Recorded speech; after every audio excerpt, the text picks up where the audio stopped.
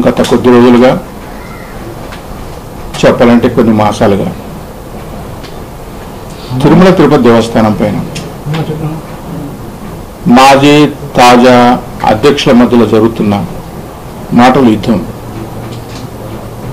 ఏ స్థాయికి చేరిందంటే, వ్యక్తిగత విమర్శలు, వ్యక్తిగత ప్రయోజనాలు పక్కన పెడితే,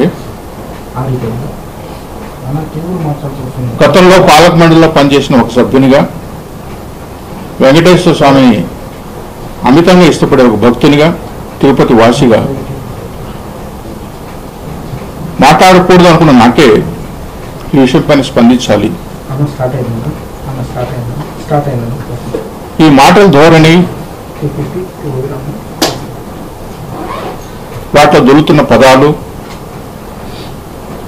వీటి గురించి కొంచెం డీటెయిల్డ్గా మీ అందరికీ చెప్పాలని ఈ సమావేశం ముఖ్య ఉద్దేశం. మొదటగా గతంలో పనిచేసిన పాలక మండలి అధ్యక్షుడు కరుణాకర్ రెడ్డి గారు తనకు తానుగా చెప్పుకుంటున్న హైందవ ధర్మ ప్రచారకుడిగా, హైందవ ధర్మ పరిరక్షకుడుగా,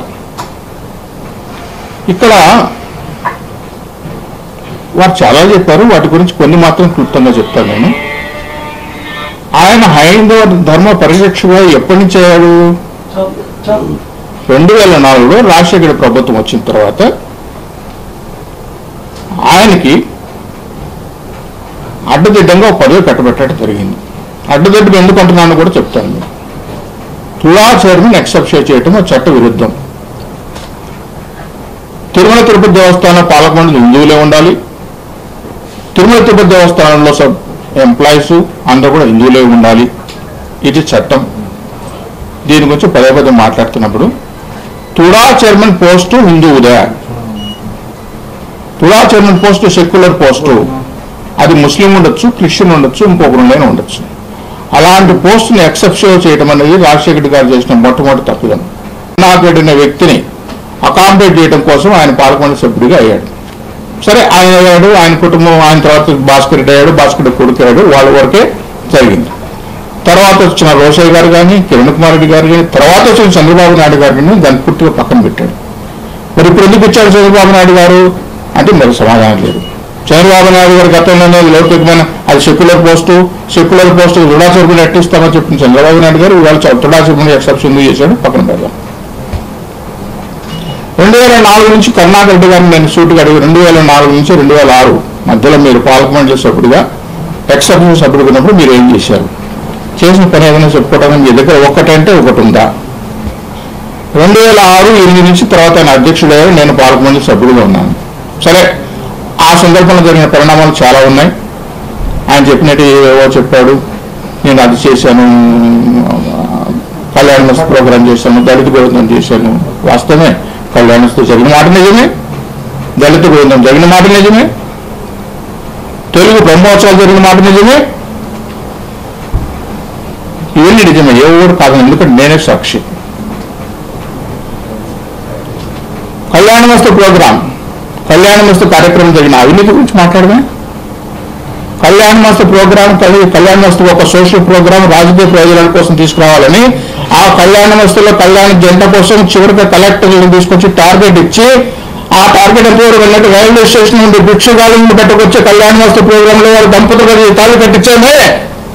ఇదే నువ్వు హైందవ ధర్మ ప్రచారకుడిగా, హైందవ ధర్మ పరిరక్షకుడిగా మాట్లాడుతున్నమాట. వాళ్ళు భిక్షగాళ్ళు, వాళ్ళు దంపతులు కాళ్ళు చేశాము, ఆ పాపం కట్టుకున్నామే తెలీదా? టార్గెట్ ఇచ్చి మీరు ఆంధ్రప్రదేశ్ మొత్తం కన్నా మీరు కలెక్ట్ జంటలు తీసుకురావాలని మీరు పెట్టామే. హైందవ ధర్మ ప్రచారం గురించి మాట్లాడుతున్నాం, మనకు తెలియదా?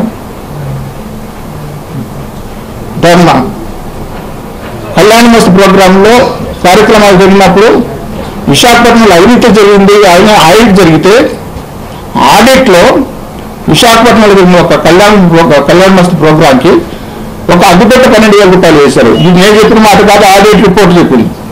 12,000 రూపాయలు ఒక అగ్గిపెట్టే ఖరీదు. విశాఖపట్నం మొత్తం తగలబెట్టినా కూడా 10,000 రూపాయలు కాదే. హైందవ ధర్మ పరిరక్షకుడిగా మాట్లాడుతున్నాం మీరు. ఈ దళిత గోవిందం గురించి మాట్లాడుతున్నారు కదా, దళిత గోవిందం నా పిల్లలను 2006-2008 మధ్యలోనే చేశాను, నేను తప్పు నుంచి ఏ పాలక మండలి అధ్యక్షుడు చేయలేదన్నప్పుడు మరి మీ సుబ్బారెడ్డి గారు ఉన్నారు 2 సంవత్సరాలు ఏమైంది, ఈ కళ్యాణ మస్తు ఏమైంది, దళిత గోవిందం ఏమైంది, తర్వాత సుబ్బారెడ్డి గారు 2 సార్లు ఉన్నారు, అప్పుడు మీరు మెంబర్గా ఉన్నారు, తర్వాత మీరు అధ్యక్షుడు ఎందుకండి? అప్పుడు అవినీతి జరిగింది కాబట్టి, తిరిగి చేస్తే అవినీతి వృక్షాలు ముందుకు వస్తుంది కాబట్టి మీరు ఆ కార్యక్రమం తీసుకోలేకపోయారు.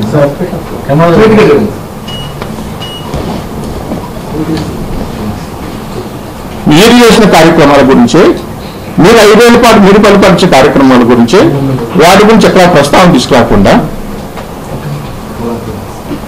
మేము అప్పుడల్లా అవన్నీ కార్యక్రమాలు తీసుకొచ్చాము. మేము తీసుకొచ్చిన కార్యక్రమాల గురించి మాట్లాడుతున్నాను.